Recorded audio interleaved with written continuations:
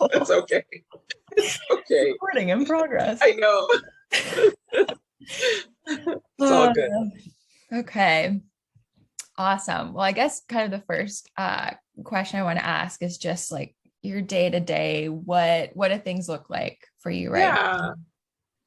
So right now, I'm still working 100% from home. So I'm still working remotely. I'm working as a psychologist, a clinical psychologist. And so I've got a number of different hats and different roles. I work full time at CAMH, so Center for Addiction and Mental Health. Been doing that in my program for 19 years.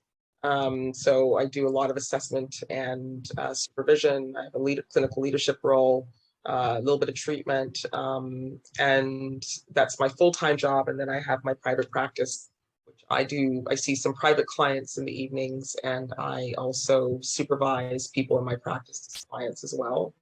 And then I do all my other volunteer stuff. I work for the Psychologists of Ontario, so I do exams for them, for people who are coming to the college. I'm on committees.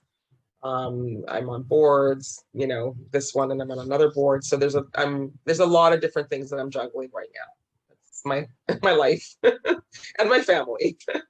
Yes. Yeah. Yes. Yeah. And family and social, And family, three kids, exactly. Husband and three kids. So there's and the family, Right. So yeah. Amazing. Well, yeah, you're just doing incredible work. So thank you. Thank you. And yeah, I want to kind of highlight some of that for sure. So I know you've done a lot of work with like workplace mental health, kind of helping business leaders and that kind of thing. And I'm curious if you have learned anything that has really surprised you, kind of working on mental health in that setting. Yeah, it's funny because I've just started to do a lot of work for the CAMH Foundation around presentations, speaking to business leaders right around the pandemic. So really literally started to take off around the pandemic. I was doing one to two a month almost, speaking to business leaders from across Canada and sometimes, outside. And I guess what kind of surprised me a bit is and I should be pleasantly surprised, is the amount of interest and initiative that business leaders were taking to say, like, what can we do for our employees? Like, yeah, like even if it takes money, like what how can we invest, our time or money? Like what do we, and they were really, really interested and curious and dedicated and committed. And I saw that from a number of business leaders that I was really pleasantly surprised to see the dedication and the commitment of wanting to help their employees. Yeah, that's so good to hear too, because I feel like in a lot of cases, maybe they get blamed. And I think for the most part, people mean well and they want to help and they don't know how. Exactly. Yeah. So that's really, really, really good to hear. And I'm curious, kind of as you're going through teaching and kind of being very much a giver in those spaces, how you kind of refuel and take care of your own mental health as well. Great question. I am honestly saying I don't do it enough. But I do try. I try to practice what I preach and telling people how to take care of themselves. So I do exercise every morning. I get up early. It's my coffee because I don't consume coffee. So it gets me going. So I do that every day. It doesn't matter how tired I am or how I'm feeling. I think it gives me a bit of a boost. Sometimes going for walks when I'm able to, going outside, playing, with my kids. Watching my favorite shows in the evenings to sort of deconstruct. And, I think those are some of my favorite things to do to sort of wind down from my busy day and take care of myself. Yeah, absolutely. Great to hear. And kudos for not drinking coffee. I'm like, four cups today. Oh, no. You know what? Do what you got to do. There's no judgment here. I promise. It's just not for me, but it's, for people who have to do it, I say, do what you can in moderation. Yes, I try to balance it with water. So yes, there you go. As long as you're not getting jitters, you're good. Water's good. Yes. Good strategy. Baby steps. Yes. Yeah, it kind of like pivoting a little bit to some of the other work you do as well. Really important stuff with refugees and kind of doing Yes, needs and trauma assessments and working with them. And yeah, identifying how they can be helped in the system, which I I have many know. things to say about the system, but we Of do our best. course. Exactly. Um, so yeah, could you tell me a little bit more about that role, what that entails, and how that maybe impacts you differently than some of the Sure. other work that you do? That's my private practice, so that's not the CAMH piece, but I guess it's been a number of years now where I had some lawyers reach out to me, and I almost had my favorite lawyers or my known lawyers, and they would reach out to me and they would refer these refugee assessments to me. And so I did a few of them, and then I started to supervise many of them just because there's, when they come in, I can't do all of them. So it's a really good learning experience for other people. But these kinds of assessments really are very, lawyers will have specific questions that they need answered for the court to really support their clients who are coming in who may have challenges from a traumatic perspective, in terms of a mental health perspective in general, leaving their place of origin or their country, and challenges with having to go back. And so one of the greatest supports that we can provide is we can assess them, do an independent objective assessment. We provide a diagnosis and answer some questions around the diagnosis to be able to say, are they able to go back safely? If they're not, what are some of the mental health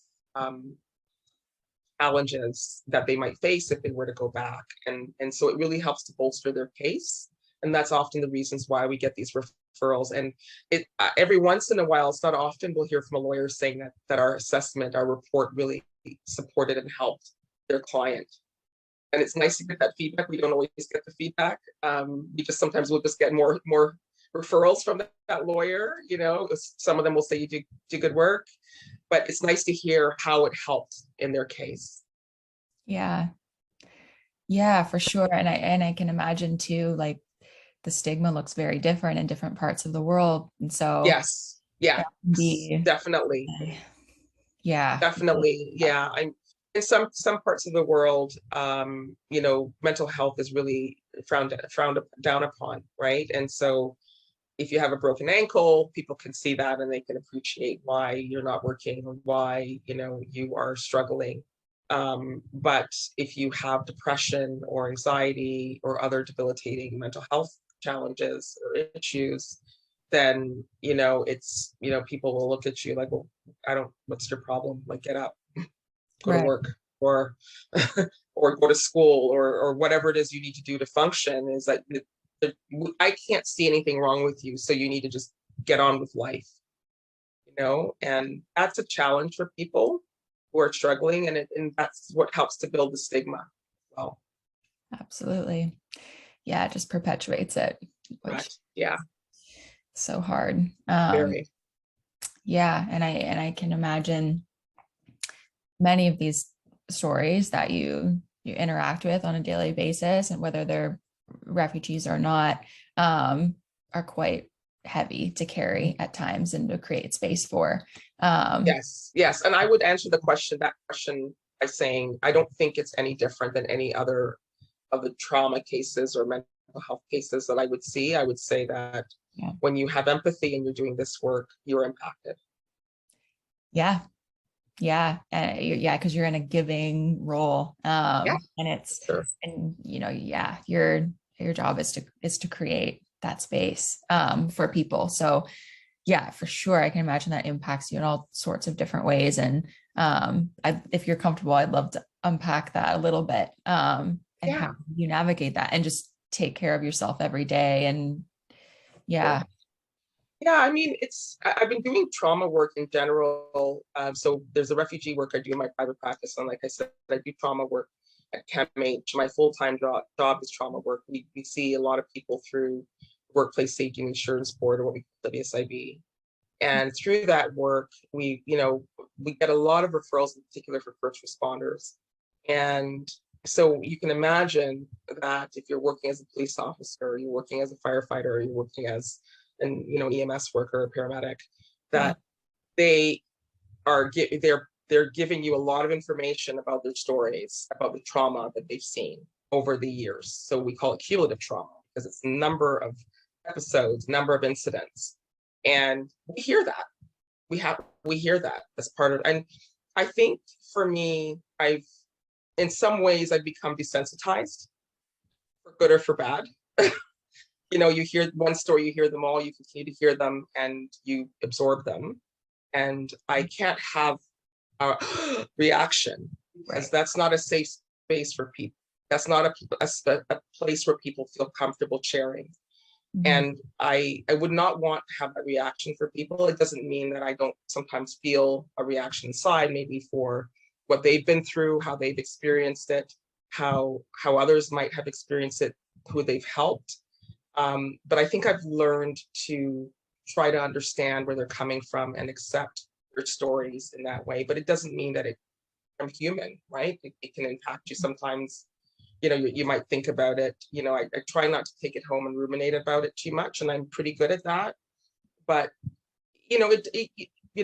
as a human being, I think everyone at some level is affected by it to some degree, for sure.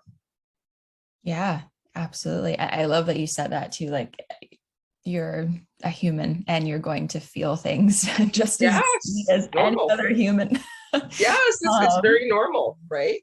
Yeah. And just because, you know a lot about it and have studied it and have spoken to so many people about their stories, doesn't negate the fact that, sometimes it's heavy. Exactly. Yeah. Exactly. Yeah. So I think my self-care is very similar to what I mentioned, is really trying to do things for myself, trying to have my quiet time as well. I love my kids, but there are times when I just need my space away from everyone. Sometimes I have lots of colleagues and friends, I call them friends, I would say, from work, from outside of work, who want to get together, who want to talk, who want to have, sort of group virtual chats. And sometimes I feel like, yeah, that's great. And sometimes I'll say, no, I'm sorry, I can't do it. Yeah. I need to have my time. I've been talking all day. I've been on my calls with my clients till 8:00. The last thing I need is to get another video call with somebody, even if it's pleasurable.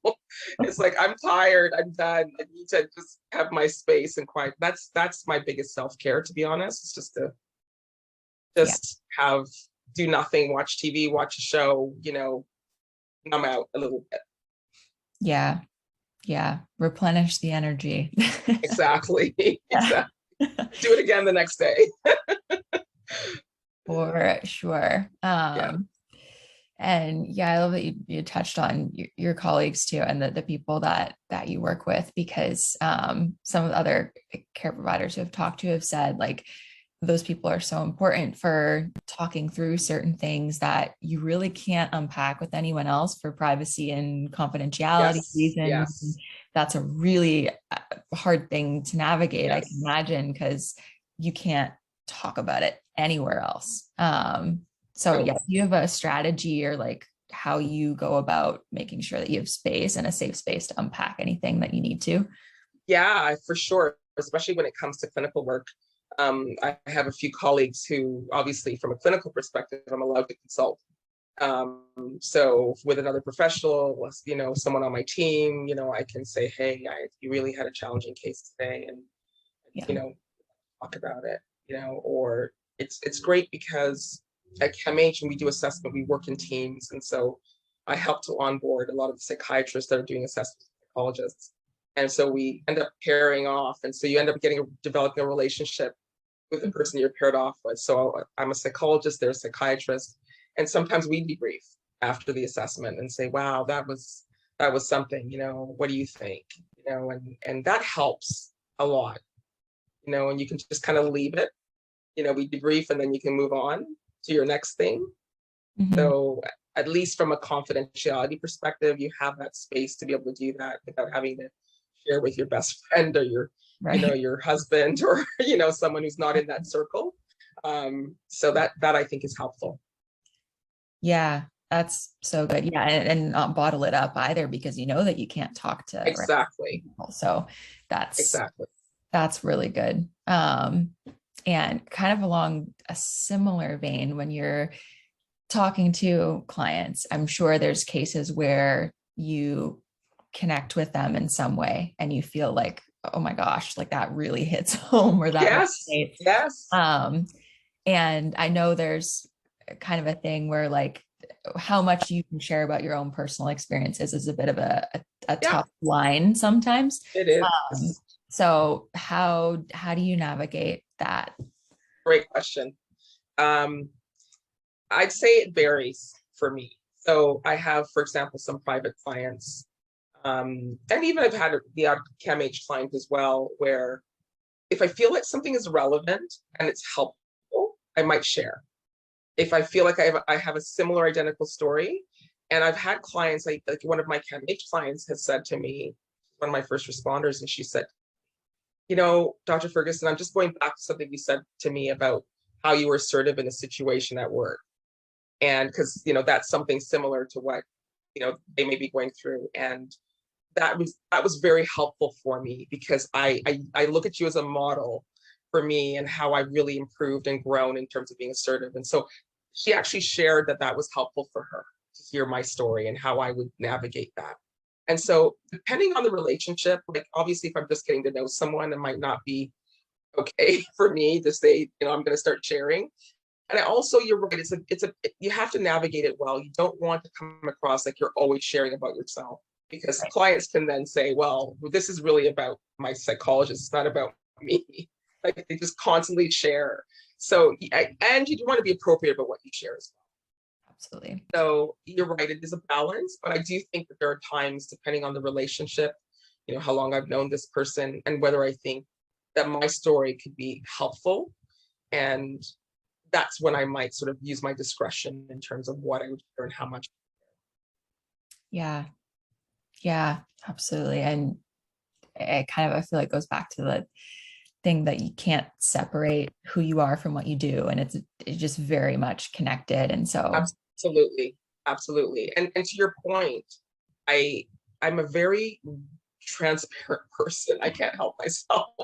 It's my personality. So even when I'm doing assessments and I meet people for the first time, I'm trying to sort of, they're anxious about these WSIB assessments. I'm trying to sort of calm them down. And, I'll say to them, look, for good or for bad, I'm going to tell you what the referral questions are here, what you're doing here, what we're going to be doing, what's going in the report.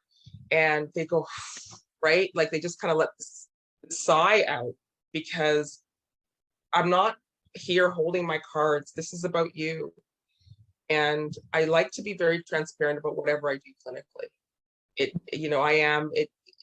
I bring myself into it in the sense that that's who I am. I can't change that. I'm not going to be someone different because I'm doing a clinical assessment or I'm doing treatment. And I think that is very helpful in the work that I do. And I think people often thank me for that. yeah. It's real.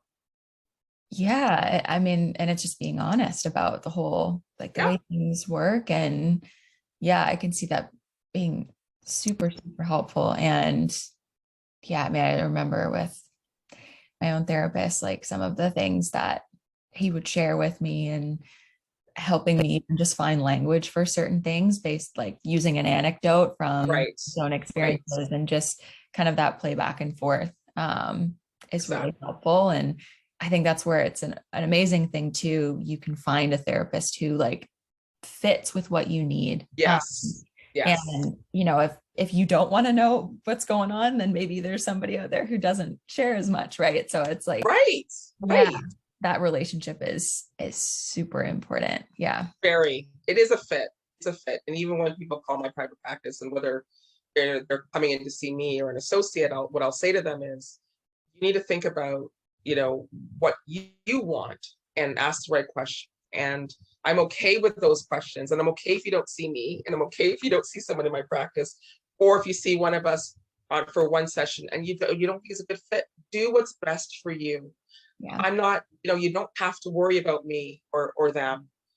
You do what's best for you. If it feels like a click, great. If it's not, don't waste your money or your time. It's not worth it. And I'll say that to them. Doesn't matter if it's my practice and I want money or business. It's not about that. It's about helping people in the way that they need it and ensuring that it's a good fit for them. If it's not, they should not be in my practice or anywhere else that they don't feel it's a good fit. And people are surprised when they go, really? Like, and I'll give them names of other people. And I go, what's going on? Like, this is like business. It's not, it really isn't about that for me. It's really about people getting the help they need in the way that they want it. Yeah. Yeah. That's amazing. And that says a lot about you and your character too. So yeah, amazing. Okay. Well, we got off on a tangent there. I know, it's okay. It was a good one. It was a good one. It was a good one. Tangent. It was a very good one.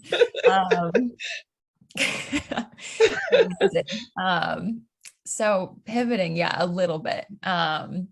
My next question is kind of about some of those crisis scenarios and navigating those. And there have been a few times where I've had a friend like reach out to me in a time where they had full intent and a plan and whatnot. And it kind of scared me at the moment, and I wasn't sure how to navigate it. And it's very different. I think responding to that particular moment is very different than, somebody kind of just struggling more so on a daily basis. So I'm curious how you navigate those scenarios, and then also like coming down from that really crisis moment, how you take care of yourself in those situations as well. That's a very good question, because, this is obviously an area, where this comes up. And I've actually done some work in my role at ChemH to orient people around suicidality and suicide risk. I think in particular, I'll just start by saying, especially in our role as mental health professionals, we have a sense of responsibility. We feel a sense of responsibility. And I've seen and watched even some of my colleagues go through a client dying by suicide and feeling like completely responsible. Right. And that's a big part of it. I think there's the whole crisis piece, the imminent nature of the issue of suicide as well, where it's, like you said, it's not sort of the chronic ongoing issues, mental health issues, which are very important, not downplaying that, but it's like, it's the moment, life or death. And that kind of crisis, that kind of adrenaline really can be challenging and can be even more draining than sort of the regular, mental health, challenges that, you see and you deal with, because you really do not need to help to make some decisions to support someone in the moment and whether or not they're going to complete suicide or not. And I think for me, what I've tried over the years, I mean, you develop as a clinician. I think early on, when I was really just getting started, even before finishing my doctorate, when I had clients who were either close to being at imminent risk or at high risk for suicide, I would, give them my cell number. I would say, call me at any point if you need support or help, and I didn't really understand what I was doing. Yeah. And now I'm able to understand for myself, my clients and my supervisees when they feel like doing the same thing. And what I say to people is, you can't be a lifeline for anybody. Yeah. You can't. It's impossible. If I give my number to someone and I say, call me anytime, and they call me at 2 a.m. and I'm sleeping, and then they hurt themselves, then how am I going to feel about that? Rather than talking to them about the best steps to take and a real plan that makes sense, right? Versus me being the plan. And I thought I was the plan many years ago. And I know I'm not the plan. I can support, but I can't be the plan. And I think that's part of the burden that people put on themselves, is they need to be the plan. And when anything happens, if anything happens, then they're completely gutted and devastated because they were the plan and they failed. And we don't want that kind of responsibility, not for them and not for you. It's for both, right? They need to have a solid plan that makes sense for them as well, and for you. So I think that's something that comes to mind for me, and just in terms of my learning and my experience. And I think that, the reason why it takes a different turn again is like the imminence of it. Right. And that's where it becomes the most draining afterward, and harder to sort of come back from it and try to take care of yourself. And so you have to have boundaries around it, and you have to make an appropriate plan for the person that you're trying to support. Yeah, absolutely. Like, even though you're a professional, like you said earlier, you're a human being, you're not 24/7. Yes. Yes. Have to And sleep. sleep. Yeah. And yeah, I mean, it shows too, how much work we still need in suicide prevention, like how to help people in those moments. But you're right, for sure.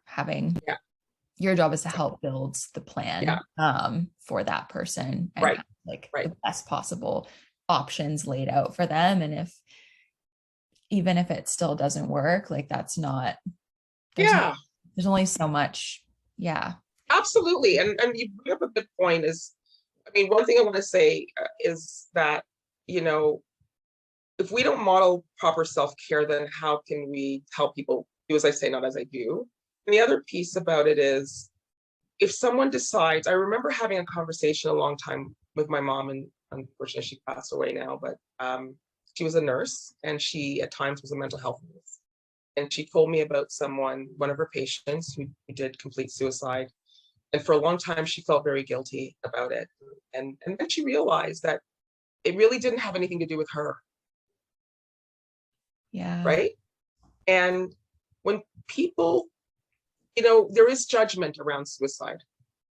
And I think that's why we try to understand the language. So you notice I've been saying completed or died by suicide versus committed. And we understand that language has shifted over the years. And I try to make sure that I'm careful about my language, and that others I supervise are careful about their language, because we judge people. It may not be my option or my choice, but I can't judge someone for making the choice that they made, and I can't be responsible for that choice. Whether I agree with it or not, I want to save everybody. I don't want anyone to do that. But I also have to be respectful that if it's not about you, if someone else made that choice, we can't own it. Yeah. Yeah. Very well said. And we can't criminalize it either. Like, we cannot. We cannot. We do. Sadly. Committed a crime, committed suicide, right? Yeah. And our only option is 911 thus far, in most cases, which is horrible. I know. It's not enough of an option. I'm sorry. I agree with you. It really isn't. And I can imagine it's hard as a care provider to know that, like, that's in a lot of cases the only option that somebody has is like, oh, if you're in crisis, call 911. And that person knows, okay, I'm either going to get the police or I'm going to get locked up in the hospital. Yeah. And what about stigma? And what about culture? And what about all the EDI, equity, diversity, and inclusion? Yeah. All of those things where people from different cultures and backgrounds don't want to deal with the police. So that's not an option for them. Exactly. What do you do with those people? Right? Mm-hmm. So you're completely right. It can't be our only option. We need to build in appropriate options, really considering everyone's needs, culturally, diversity, otherwise as well. Absolutely. Yeah. Oh gosh, I could go on about this. I know. If we had 5 hours, boy, would we have an interview. How much time do you got? Absolutely. There's a lot to talk about. It really is. Yeah. And this is a small piece of it too, like, just such a huge. I know. But it's better that, at least touching on it is something. It's not nothing. Yeah. Right? Yeah, for sure. Awesome. Well, tangent number 2 complete. Tangent number 2 complete, and still very necessary. And still so necessary. Amazing. Awesome. So I only have a couple of questions left. And most of them are, I mean, really in line with what we've been talking about, but in terms of like the mental health care provider community in general, and like everybody who's connected in that way. There's so many different kinds of professions. But what would you say is kind of the main struggle for your group? And I mean, what would you say to like, I guess, help them navigate that from what you've experienced? Or what would you like to see, I guess, is my question. I think stigma. I mean, I still think stigma. I think even myself, if I feel like if I wanted to go on a leave and it was a mental health leave, I'll be very honest with you, I would think twice. Yeah. I would think, is there a medical reason that I could go? Yeah. Right. And I'm being completely honest here, because I think that, even though that's my health file and it's private, I still feel some sense of stigma that's around that. Well, you're a psychologist, you're a professional, you should be able to manage this and deal with it. And I think there's something wrong with that. I think, like you said, before is we put people on a pedestal in some ways. We assume that they are in a role, in a professional role, that they should be able to manage anything that comes their way and just tough it out and not feel what other people feel. And we feel it. We can get depressed, we can get anxious, we can have difficulty with sleep, insomnia, hypersomnia, sleeping too much. We can, get really tired. That's difficult to function during the day. Sometimes I feel it. Sometimes when I feel like I'm burning out because I'm doing a lot of work, and then I have to stop and say, okay, what's happening here? And what do I need to get off my plate? So we're human, all of us, and we need to think twice about the stigma. And my advice is don't allow feeling like the stigma is the reason that stops you from getting the help you need or from doing what you need to do for yourself. Yeah. Yeah, that's great advice. And I mean, in an ideal world, like, how would you like to see that narrative shift? And, what can other people do to help it shift? Yeah. We're not mental health care providers. Good question. I mean, I've been trying to help the first responder community, and I've done talks on this, and I've even there's been documentation drafted to the government of me talking about stigma in the workplace.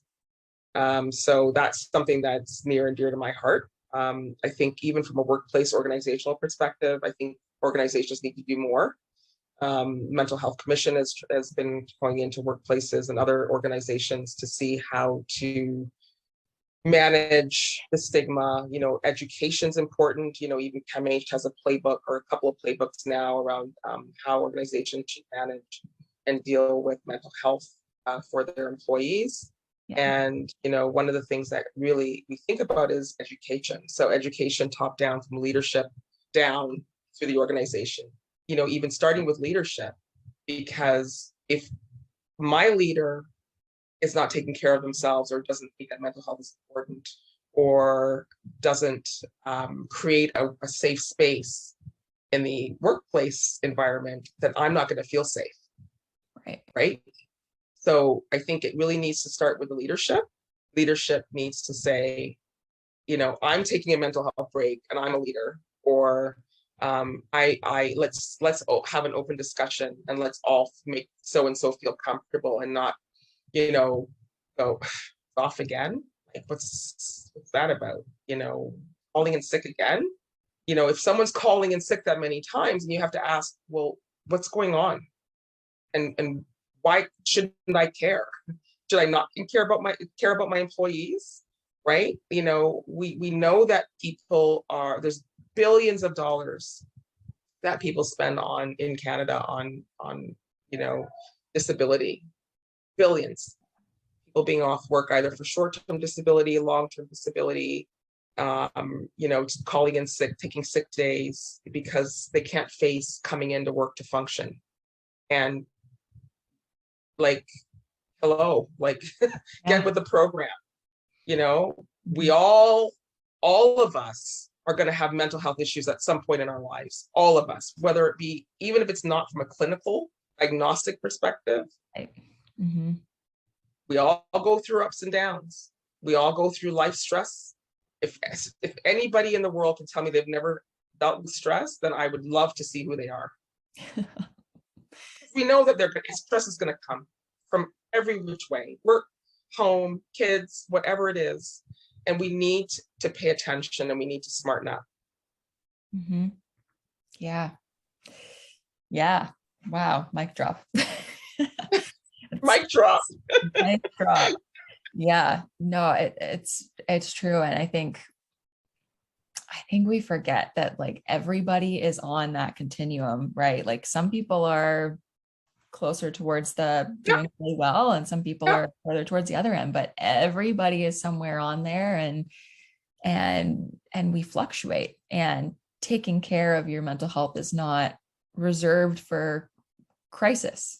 Yes. It has to be a continuous thing. And I also just think we're not good at asking. You're right. Why people are, behaving certain ways, and having that like compassion and accountability kind of coexist. Absolutely. Like check-ins.